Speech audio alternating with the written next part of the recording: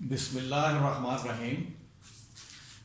BS education 4th semester lecture number 9 plus BS economics 2nd semester lecture number 13। ठीक है जी, ये हमारे आज के लेक्चर हैं। BS एजुकेशन 4th सेमेस्टर, इसका लेक्चर नंबर 9 हो गया और BS economics 2nd semester lecture number 13 हो गया।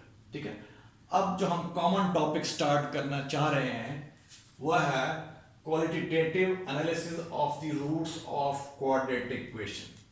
Qualitative analysis of the roots of quadratic equation. इससे पहले अगर आपको याद हो, हमने क्वाड्रेटिक इक्वेशन की जनरल शेप ये की थी, equation of the form ax² + bx + c = 0। ठीक है जी, ये हमारे पास क्वाड्रेटिक इक्वेशन की जनरल फॉर्म थी और हम जानते हैं ये quadratic formula, this one quadratic formula x = -b ± under root के अंदर है b² - 4ac whole divide by 2a। ये क्वाड्रेटिक फार्मूला है जो हमें इस क्वाड्रेटिक इक्वेशन के दो रूट देगा, दो सॉल्यूशन देगा। एक जो रूट है या सॉल्यूशन है उसके साथ हम लेंगे पॉजिटिव साइन और दूसरे साथ लेंगे हम यहाँ नफी वाला साइन। ठीक है, तो ये इसके दो रूट हो गए।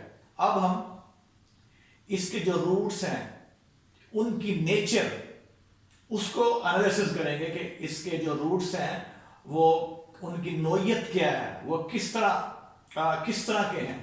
ठीक है जी, अब जो रूट्स की नेचर है, किसके रूट्स क्वाड्रेटिक इक्वेशन के, वो डिपेंड कर रही है इस क्वांटिटी पे, the quantity which is under radical sign. और वो क्या है, वो है b² - 4ac। ठीक है, जो क्वाड्रेटिक इक्वेशन के जो रूट्स हैं इसकी नेचर एक्चुअली डिपेंड कर रही है the quantity which is under radical sign, जो कि b² - 4ac है। ठीक है, अब इस क्वांटिटी को हम कहते हैं, this is called discriminant of quadratic equation. इसे कहते हैं डिस्क्रिमिनेंट ऑफ क्वाड्रेटिक इक्वेशन। अब इसका काम क्या है, ये हमें क्वाड्रेटिक इक्वेशन के रूट्स की नेचर के बारे में बताता है या क्वाड्रेटिक इक्वेशन के रूट्स का एनालिसिस करता है कि वो जो रूट्स हैं वो किस किस्म के हैं। ठीक है जी, फिर सुन लें, ये जो क्वांटिटी अंडर रेडिकल साइन है जिससे हम नाम दे रहे हैं, जो कि b² - 4ac से कहते हैं, ये डिस्क्रिमिनेंट है किसका, of the quadratic equation. q.e से मुराद ये क्वाड्रेटिक इक्वेशन। ठीक है जी, अब इसका जो काम है ये हमें किसी भी क्वाड्रेटिक इक्वेशन के रूट्स की नेचर के बारे में बताता है कि उसके जो रूट्स हैं वो किस नोयत के होंगे। ठीक है जी, या दूसरे लोग हम कह सकते हैं ये उन रूट्स का करता है एनालिसिस, किसके, क्वाड्रेटिक इक्वेशन के रूट्स के। ठीक है, तो b² - 4ac is called discriminant of the quadratic equation. लिखेंगे b² - 4ac = डिस्क्रिमिनेंट किसका, of the quadratic equation. Clear हो गया ये। अब हम इसको केसेस में डिस्कस करते हैं। ठीक है जी, क्वाड्रेटिक इक्वेशन के जो क्वाड्रेटिक इक्वेशन का जो डिस्क्रिमिनेंट है, ठीक है, ये फिर सुन लें, ये हमें किसी भी क्वाड्रेटिक इक्वेशन के रूट्स के बारे में बताता है, इंफॉर्मेशन देता है कि उसके रूट्स किस नोयत के होंगे, किस तरह के होंगे, यानी रूट्स का एनालिसिस करता है। ठीक है, अब इसमें पहला केस है, इफ b² - 4ac = 0, यानी अगर किसी क्वाड्रेटिक इक्वेशन का discriminant this one equal to 0 आ जाए, तो then the roots of the equation are real and unequal. ठीक है, अगर किसी भी क्वाड्रेटिक इक्वेशन का जो डिस्क्रिमिनेंट है वो b² - 4ac this equal to 0 हो जाए, तो उसके रूट्स क्या होंगे, उसके रूट्स होंगे रियल होंगे और इक्वल होंगे। ठीक है, ये इसका केस नंबर 1 है। फिर केस नंबर 2 क्या है, if b² - 4ac is positive, यानी ग्रेटर देन 0, यानी अगर उसका डिस्क्रिमिनेंट जो है वो पॉजिटिव हो जाए या 0 से बड़ा हो जाए, then the roots of the equation are real and unequal, यानी उस इक्वेशन के जो रूट हैं वो रियल नंबर होंगे और आपस में बराबर नहीं होंगे। क्लियर हो गया ये। अब दोबारा फिर इन केसेस को बारी बारी 1 और 2 को मैं दोबारा रिपीट करता हूं। पहला केस क्या था, if discriminant is equal to 0, then the roots of quadratic equation are real and equal, यानी उसके रूट्स जो है वो रियल नंबर होंगे और आपस में बराबर भी होंगे। दूसरा केस क्या है, if b² - 4ac is positive और ग्रेटर देन 0, ठीक है। अगर उसका डिस्क्रिमिनेंट जो है वो पॉजिटिव हो जाए या 0 से बड़ा हो जाए, then the roots of the equation are क्या होंगे, रियल नंबर होंगे और अनइक्वल होंगे। क्लियर हो गया ये। अब इसी में हमारे पास एक बात और जो नोट करने वाली है केस नंबर 2 के अंदर, if b square minus 4ac is positive, अगर डिस्क्रिमिनेंट जो है वो पॉजिटिव हो यानी ग्रेटर देन 0 हो एंड परफेक्ट स्क्वायर और मुकम्मल मुरब्बा भी हो, यानी पॉजिटिव हो और मुकम्मल मुरब्बा भी हो, तो then the roots of the equation क्या होंगे, वो रैशनल नंबर होंगे और अनइक्वल होंगे, ठीक है। फिर सुन लें, अगर किसी कोऑर्डिनेट इक्वेशन का डिस्क्रिमिनेंट जो है वो पॉजिटिव हो गया और क्या हो, और मुकम्मल मुरब्बा हो एंड परफेक्ट स्क्वायर, अगर उसका वो जो डिस्क्रिमिनेंट है वो परफेक्ट स्क्वायर आ रहा हो, मिसाल के तौर पर जैसे हमारे पास जो है फर्क दिया, हमारे पास डिस्क्रिमिनेंट जो है वो 25 आता है, तो 25 जो है पॉजिटिव भी है और 5 का मुरब्बा भी है, ठीक है। देन द रूट्स आर, तो उसके जो रूट्स होंगे वो रैशनल नंबर होंगे और आपस में इक्वल नहीं होंगे। रूट्स क्या होंगे, रैशनल नंबर होंगे और आपस में इक्वल नहीं होंगे। फिर अगर आपके पास डिस्क्रिमिनेंट जो है वो पॉजिटिव है and it is not a perfect square, अगर वो मुकम्मल मुरब्बा नहीं है, ठीक है, पॉजिटिव है डिस्क्रिमिनेंट, ग्रेटर देन 0 है और वो मुकम्मल मुरब्बा नहीं है, तो उसके रूट्स क्या होंगे, इर्रेशनल नंबर होंगे और अनइक्वल होंगे, ठीक है।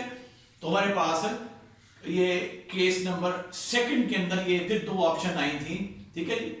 अब हम चलते हैं केस नंबर 3 की तरफ। If b square minus 4ac is negative या लेस देन 0, यानी अगर उसका डिस्क्रिमिनेंट जो है वो क्या आ जाए, वो नफी में आ जाए, नेगेटिव में आ जाए, then the root of the equation are complex और इमेजिनरी, यानी उस इक्वेशन के जो रूट्स हैं, उस इक्वेशन का अर्थ क्या है, जो हमारी कोऑर्डिनेट इक्वेशन होगी उसके रूट्स क्या हैं, कॉम्प्लेक्स नंबर होंगे या इमेजिनरी नंबर होंगे और आपस में अनइक्वल होंगे। क्लियर हो गया ये। फिर दोबारा देखें केस नंबर 2 और 3 में दोबारा रिपीट कर रहा हूं।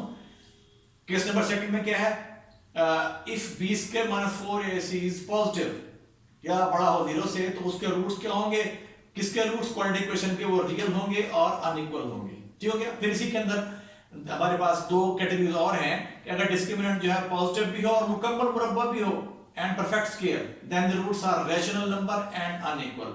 फिर इसके अंदर जो इसमें दूसरी ऑप्शन है केस नंबर 2 के अंदर, अगर ये डिस्क्रिमिनेंट पॉजिटिव है और मुकम्मल मुरब्बा नहीं है, not a perfect square, then the roots are irrational number and unequal. Clear हो गया ये। अब case number 3, if b square minus 4ac is negative यानी लेस देन 0 हो, नेगेटिव में हो, then the roots of the equation are complex number या imaginary number भी कहते हैं उनको, and they are unequal. Clear हो गया ये। तो ये हमारे पास 3 केसेस थे जिससे हम किसी भी कोऑर्डिनेट इक्वेशन के रूट्स की नेचर डिस्कस कर सकते हैं या उन रूट्स का कर सकते हैं एनालिसिस। क्लियर हो गया ये। अब हमारे पास एग्जांपल है, कह रहा discuss the nature of the roots of the given quadratic equation. अब पहले नंबर पे आपके पास है x square plus 2x plus 3 this is equal to 0, ठीक हो गया। अब इस केस में अगर आप इसको जनरल शेप से कंपेयर करें तो a1 आ रहा है, b2 आ रहा है, c कितना आ रहा है, 3 आ रहा है, ठीक है।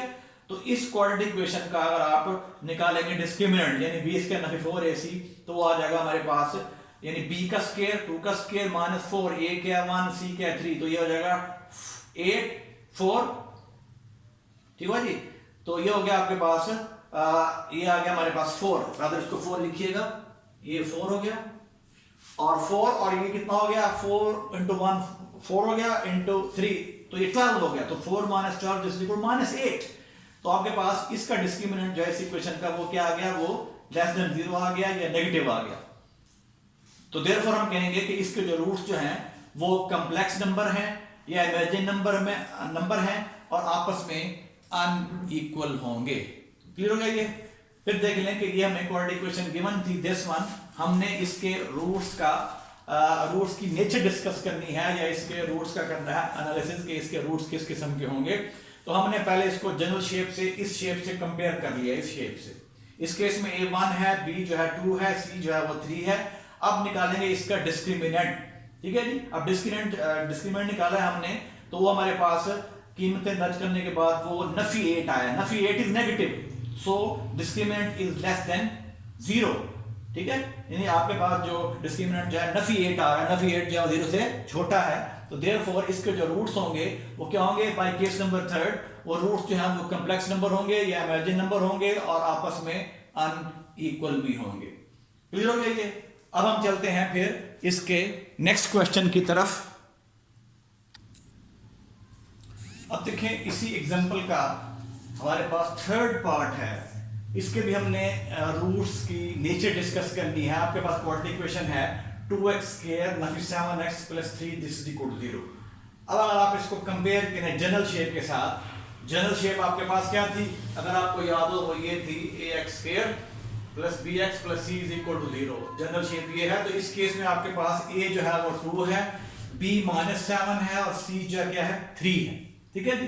अब डिस्क्रिमिनेंट क्या होगा, सो b स्क्वायर नफी 4ac is equal to b का स्क्वायर यानी नफी 7 का स्क्वायर, कीमत दर्ज कर रहे हैं हम -4, a क्या 2, c क्या 3, ठीक है। अब नफी 7 का स्क्वायर लेंगे 49 और जब इनको ज़रूरत देंगे आप तो 4 2 8, 8 3 24, ठीक है। तो ये आ जाएगा हमारे पास 49 नफी 24 25। अब 25 अगर आप देखें तो ये पॉजिटिव भी है और 5 का मुरब्बा भी है यानी परफेक्ट स्क्वायर भी है, ठीक है। जो 25 है ये पॉजिटिव भी है और 5 का मुरब्बा भी है, तो देयरफॉर हम कहेंगे बाय दिस रिजल्ट कि इसके जो रूट्स हैं वो क्या है, रैशनल नंबर हैं और आपस में क्या है, अनइक्वल, यानी ये वाला केस बन जाएगा आपके पास। इसके रूट्स जो हैं वो क्या है, वो होंगे रैशनल नंबर और अनइक्वल होंगे। क्लियर? फिर देखें इसी एग्जांपल का सेकंड पार्ट है 2x square plus 5x minus 1 this is equal to 0, ठीक है। अब फिर इसके हमने जो रूट्स की नेचर जो है वो डिस्कस करनी है, तो अगर इसको कंपेयर करें इस शेप के साथ तो a इस केस में 2 है, b 5 है, c नफी 1 है, ठीक है।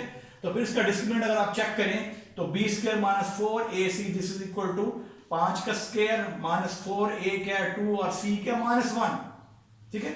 अब 5 का स्क्वायर 25 और ये आपके पास -4 × 2 -8 और ये फिर -1 ज़रब खा रहा है तो ये +8 हो जाएगा, तो आपके पास अल्टीमेटली जवाब क्या आ जाएगा 33 जो है पॉजिटिव है, ठीक है। 33 पॉजिटिव है and this is not a perfect square, यानी ये किसी भी हिस्से का मुकम्मल मुरब्बा नहीं है, ठीक है।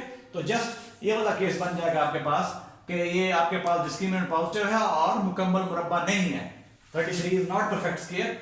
सो हम कहेंगे जो रूट्स हैं इस इक्वेशन के वो क्या है, इर्रेशनल नंबर्स हैं और आपस में क्या है, अनइक्वल है, ठीक है जी।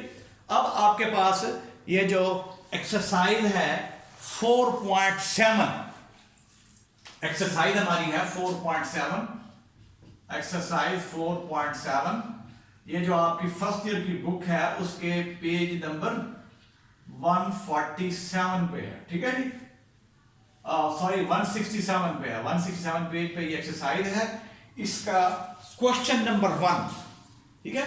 तो उसमें जस्ट आपको एक क्वेश्चन गिवन है, आपने उनकी जो है वो नेचर ऑफ द रूट्स जो है वो डिस्कस करनी होगी, ठीक है। तो ये क्वेश्चन 1 इसका आप कर लें, फिर नेक्स्ट हम आगे से क्वेश्चन नंबर 3 करेंगे, 2 करेंगे, 3 करेंगे, 4 करेंगे और सब में जो है ना आपने जो रिजल्ट इस्तेमाल करने हैं वो ये 3 केस हैं, ये केस है 3, फर्स्ट सेकंड थर्ड, ठीक हो गया। तो इनको आप ध्यान में रखें, फिर दोबारा मैं आपको इनकी रिवीजन करा देता हूं। केस नंबर 1 में ये है अगर उसका डिस्क्रिमिनेंट 0 हो जाए, ठीक है, किसका, क्वाड्रेटिक इक्वेशन का, अगर उसका डिस्क्रिमिनेंट 0 हो जाए तो उसके रूट्स क्या होंगे, वो रियल नंबर होंगे और इक्वल होंगे। केस नंबर 2 में है अगर डिस्क्रिमिनेंट जस्ट पॉजिटिव हो then the roots are real and unequal, ठीक है। इसी की फिर सब जो है ना सब केस है, अगर डिस्क्रिमिनेंट पॉजिटिव हो और मुकम्मल मुरब्बा हो तो रूट्स क्या होंगे, रैशनल नंबर होंगे और अनइक्वल होंगे। फिर अगर डिस्क्रिमिनेंट पॉजिटिव हो और मुकम्मल मुरब्बा ना हो तो रूट्स क्या होंगे, इर्रेशनल और अनइक्वल होंगे। और थर्ड केस क्या है, अगर डिस्क्रिमिनेंट जो है वो नेगेटिव हो, लेस देन 0 हो तो उसके रूट्स क्या होंगे, कॉम्प्लेक्स नंबर होंगे या इमेजिन नंबर होंगे और आपस में अनइक्वल होंगे। तो ये एग्जांपल नंबर 1 थी, ठीक है जी। एक्सरसाइज 4.7 से पहले जो कि आपकी फर्स्ट ईयर की बुक का पेज नंबर 167 है उस पे है एक्सरसाइज 4.7। तो उससे पहले ये एग्जांपल है जहां पे हमने हमें क्वाड्रेटिक इक्वेशन गिवन है, हमने उनकी नेचर जो है वो डिस्कस करनी है। तो इसके हमने 3 पार्ट किए हैं, 3 पार्ट थे इसके। अब क्वेश्चन नंबर 1 एक्सरसाइज 4.7 का, जिसमें आपको जिसके 4 पार्ट हैं और इसमें उन 4 पार्ट्स में आपको इक्वेशन गिवन है क्वाड्रेटिक इक्वेशन, आपने उनकी नेचर जो है वो डिस्कस करनी है या उसके रूट्स का करना है एनालिसिस। ये हो गया, तो वो आप खुद करेंगे इंशाल्लाह। नेक्स्ट लेक्चर में हम फिर आगे चलेंगे। तो ये बात फिर मैं आपके ज़हन नशीन करा दूं कि ये जो चीज़ें हम पढ़ रहे हैं ये दोबारा रिपीट नहीं होंगी, याद रहेगी, ठीक है। बीएस एजुकेशन वाले भी सुन लें और बीएस इकोनॉमिक्स वाले भी। हाँ, अलबत्ता ऐसे क्वेश्चन जो मेजॉरिटी ऑफ स्टूडेंट्स को नहीं आएंगे वो अलबत्ता रिपीट हो सकते हैं। तो कोशिश करें इसको बार बार खुद वीडियो को देखें, ठीक है, इसको समझेंगे। इसमें हमें जो टॉपिक हमारा क्या है और हमें टॉपिक के अंदर क्या चीज़, क्या मालूमात फराहम की गई हैं और उन मालूमात को हमने इस्तेमाल करते हुए इसके एक्सरसाइज कैसे हल करनी है, क्वेश्चन कैसे हल करने हैं। अल्लाह हाफिज़।